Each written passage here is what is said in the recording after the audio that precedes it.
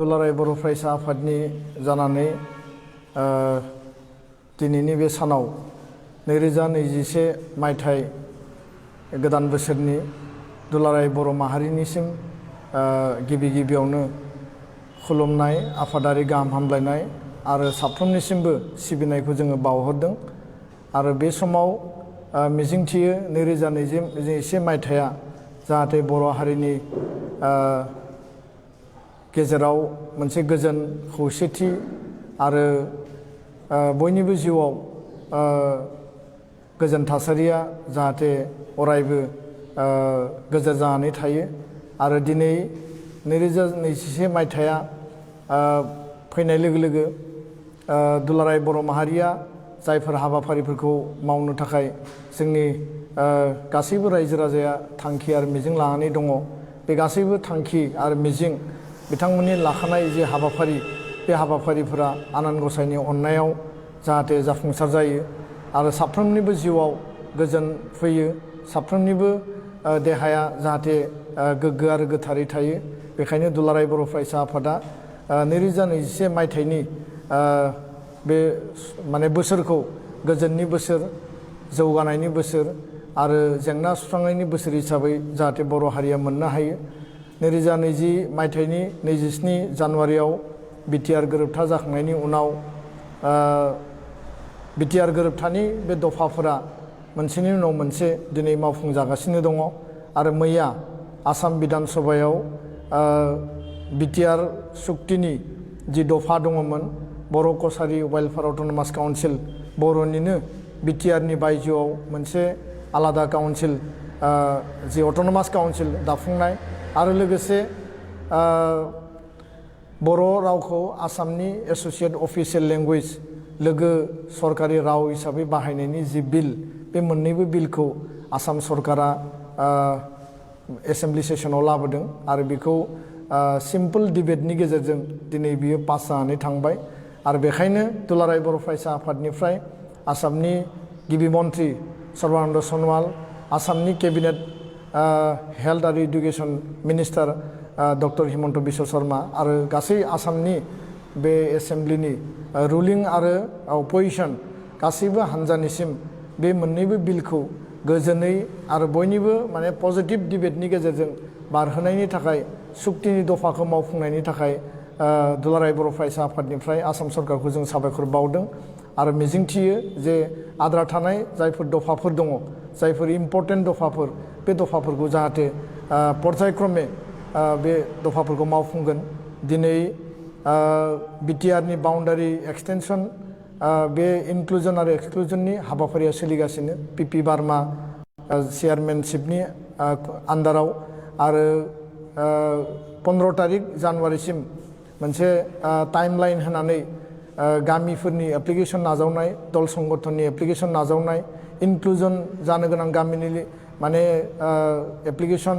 बा बेखौ नाजावनाय आरो एक्सक्लुजन जानो जायफोरा लुबैदों बिनि नाजावनाया सोलिगासिनो दङ आरो बे बेलायाव दुलाराय बर' फरायसा आफादा एकर्डनि सिगां आरो एकर्डनि टाइमसिम जोङो गासै 1500निबो बारा सिमुलुगुरि बिश्वनाथ जिल्लानि सनितपुर आरो बिश्वनाथ जिल्लानि बे ओनसोलसिम सोसननायनि थाखाय जिखिनि दाबि होदोंमोन आरो खोलाहा थानाय जिखिनि जोंनि 95 डिसपुटेड भिलेज आरो रिमेनिं भिलेजेस बेफोरखौ इनक्लुड खालामनायनि थाखाय दिनै दुलाराय बर' फरायसा आफादा खामानि मावगासिनो जोंनि जिखिनि क्लेम आरो डिमान्ड एरिया दङ बा भिलेज दङ बा ओनसोलफोर दङ बेखौ जोङो अलरेडि जोङो गभर्नमेन्टनो होनानै दोनदों आरो नैबे कमिसननो जोङो आरोबाव बेखौ कनक्रिटाइज खालामनानै जोङो बेखौ साबमिट खालामगोन बिथांमोना जोंनियाव स्पेसियेलि बिनि थाखाय माने लेटार हरदों आरो बिनि अनगायैबो गासैबो आइ आफा रायजो राजा नोंथांमोना कुनु माने होंगो दोंगो खालामाजासे सिम्पोल एप्लिकेसननि गेजेरजों जोंनि दुलाराय बर' फरायसा आफादनि मावथि बिबानगिरि दैदेनगिरिफ्रा हाबा मावगोन गुबुनारि जोंनि गेजेराव ओनसोलाव रायजो जानाय बिथांमोननिखौबो जोङो खावलायनांगोन बिथांमोनखौबो जोङो बुजायनांगोन अनलायनानै खौसेयै जोङो रायजो जानांगोन दा बेखायनो कन्टिगिउटि मेनटेन खालामनो थाखाय जोङो जेफोर हाबाफारिखौ मावनांगौ मोनसे मोननै मोनथाम गुबुन हारिनि गामिफोर जे थानो हागौ बिथांमोनजोंबो बिदा फंबाय बायदि रायलायनानै बिथांमोनखौ जोंनि बाउन्डारिनि सिङाव सोनानै बिटिआरनि जे एक्सटेनसननि हाबाफारि बेखौ जाफुंसार महर होनो थाखाय साफ्रोमबो बर' रायजो राजा बर' अनफावरि आइ आफा आरो समाजनि दैदेनगिरि बिबानगिरि गुबुन गुबुन आफादनि बिबानगिरि नोंथांमोनखौ आं दिनै खावलायदों बे खामानिया गोख्रैनो जोंहा मावनानै लानो गोनां। नैथि बाथ्राया जाहैबाय जे रन्जन दैमारि बिथांजों लोगोसे दिनै सेन्ट्रेल जेलाव NDBRनि आरो NDBSनि गोबां दैदेनगिरि आरो केडारफ्रा दिनै जेल जानानै दङ। दिनै बिटिआर गोजोन गोरोबथा जाखांनायनि उनाव गोजोना दिनै गायसनजाबाय, नाथाय बिथांनि बेलायाव आरो गुबुन गुबुन जिखिनि केडार आरो लिडारनि बेलायाव माखासे भारदिखौ सिगां होना दोननायनि थाखाय दिनै बिथांखौ उदां अख्राङाव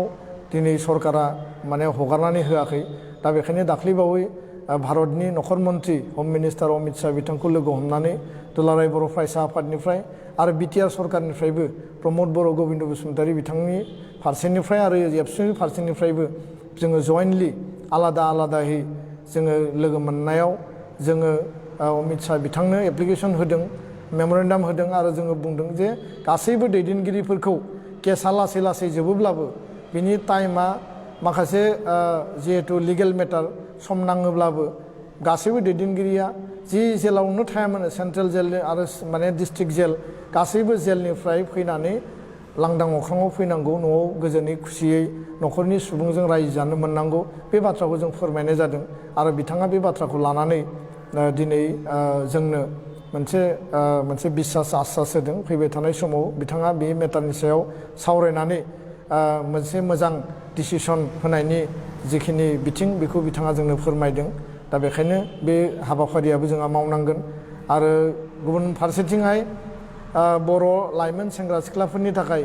आर्मि पारामिलिटारि आरो पुलिसाव जि रिक्रुइटमेन्टनि बेबस्था, बे रिक्रुइटमेन्टनि बेबस्थाखौ गोख्रैनो मावफुंनांगौ होननानै हम मिनिस्टार बिथांखौ जों खावलायदों। आरो बिनि गेजेरजों जोङो जुदि 5,000निफ्राय 10,000सिम जोङो जुदि जोंनि स्पेसियेल रिक्रुइटमेन्ट ड्राइभखौ खालामनानै लानो हायोब्ला जथेस्थ' जोंनि बर' इयुथआ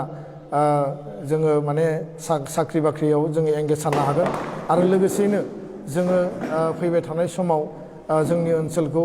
साबसिन हामसिन इक'नमिकेलि भायेबल मोनसे ओनसोल हिसाबै जोङो गायसननो हागोन।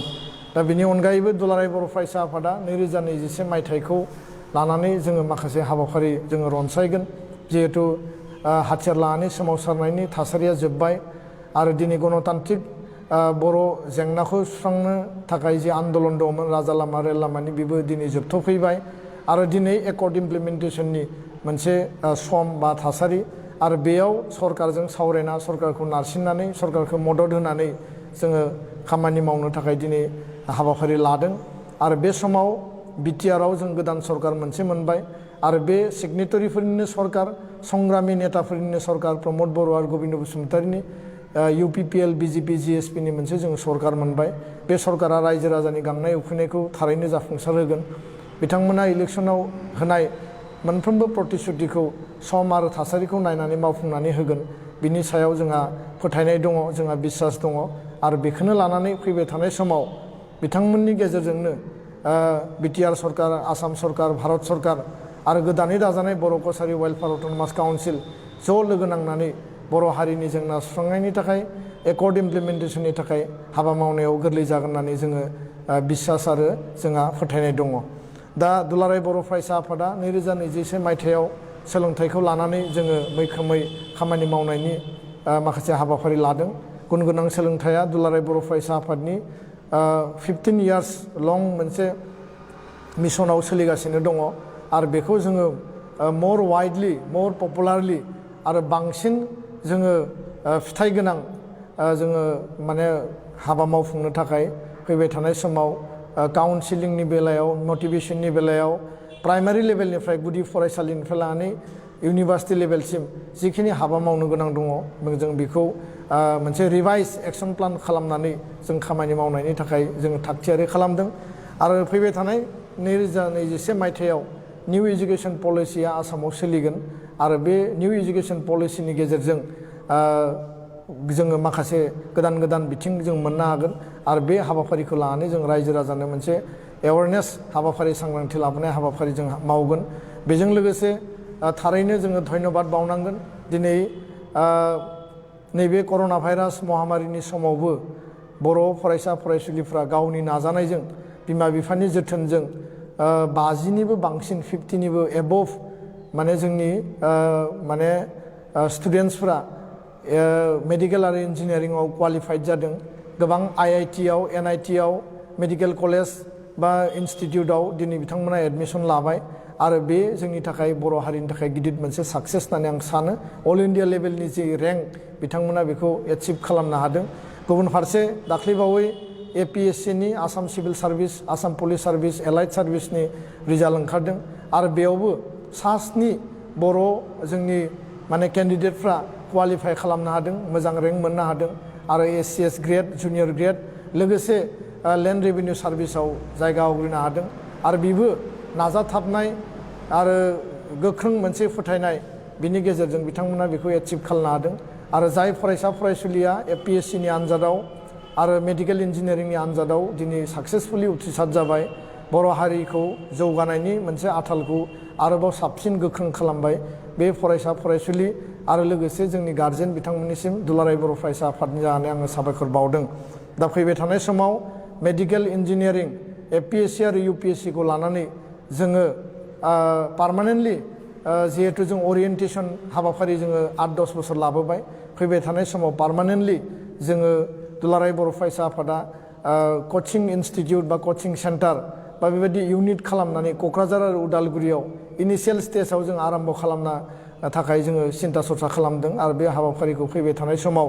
जोंनि जि जुथुम्मा दङ बे जुथुम्मायाव सावरायलायनायनि गेजेरजों जोङो बे हाबाफारिखौ मोगथाङाव जाफुंनायनि थाखाय जों हाबा मावगोन। गुबुन फारसेथिं बड'लेण्ड स्किल मिशन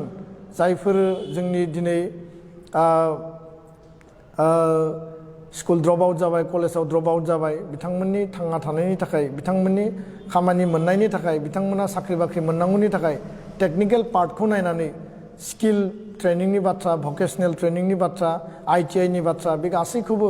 कम्प'जिट मोनसे कमप्रिहेन्सिभ मोनसे मेनाराव जोङो लानानै फैबाय थानाय समाव बड'लेण्ड स्किल मिशन मोनसे हाबाफारि लानो थाखायबो जोङो थांखि जोङो फैबाय थानाय समाव बेखौ जोङो हाबाफारि हिसाबै जोङो लागोन आरो बे गासैबो बाथ्राखौ फैबाय थानाय जोंनि जुथुम्मायाव सावरायनायनि गेजेरजों जोङो मोगथाङाव महर होगोन। दा बेखायनो UPSC, APSC, मेडिकेल आरो इन्जिनियारिं बे माने हायार जि कम्पिटिटिभ एग्जाम बे लेभेलनि थाखाय जोंनि फरायसा फरायसुलिफोरखौ लानानै मोननै सेन्टार आरम्भ खालामनायनि जि बाथ्रा आरो गुबुन फारसेथिं ड्रप आउट जानाय स्टुडेन्टफोरखौ लानानै बड'लेण्ड स्किल मिशननि गेजेरजों बिथांमोननो टेक्निकेल इडुकेसन होनायनि बाथ्रा बे जोंनि प्रायरिटि साबजेक्टआव बा एजेन्डायाव दङ आरो फैबाय थानाय समाव दुलाराय बर' माहारिनि गेजेराव मोनसे रांखान्थियारि मोनसे रिभलिउसन, फरायनायनि बेलायाव मोनसे रिभलिउसन, सोलोंथाइनि बेलायाव रिभलिउसन आरो लोगोसेनो बर'नि अस्तित्व, थामोनथा, रैखाथि, बर' माहारिबादखौ फोथांना लाखिनो थाखाय जोङो जि बिथिंफोरखौ लानानै हाबा मावनांगौ बे गासैबो बिथिंफोरखौ हाबा मावलांनायनि बेलायाव दुलाराय बर' फरायसा आफादा फैबाय थानाय